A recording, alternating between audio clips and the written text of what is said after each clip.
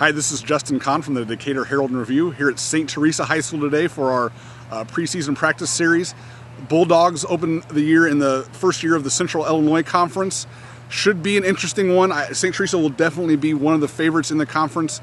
It's really a pretty wide open deal this year. I don't know that there's necessarily a favorite going in.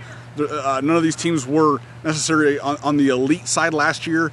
St. Teresa was probably the closest. They had the best record last year, and that's against, they played the Ocala Black, playing Monticello, Tolono Unity, and they had Maroa, Forsyth on the schedule last year. So St. Teresa is the only team in the conference that plays what was last year all Ocala teams. They add from the CIC teams, their non-conference games are against Tolono and Maroa. So, and that's actually who they open up against. They start at home against Tolono Unity, the team they beat in the regular season last year, but then lost in the playoffs too. Then their second game is against, of course, their rival Maroa Forsyth.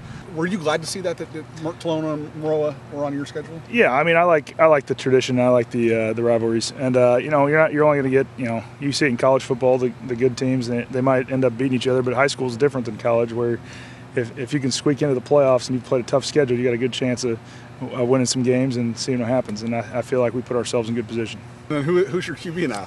It's going to be Ryan Fike for week one. It's going to be a week-by-week thing right now. Ryan is a sophomore. He's done a great job. We've had a competition all summer. We had in the back of our minds there was a chance Christian could come back, but we kind of figured that we were going to prepare for without him because that's what was best for our team. And honestly, they both have come light years. Ryan and Zach Hooker have come light years from when we started June 3rd.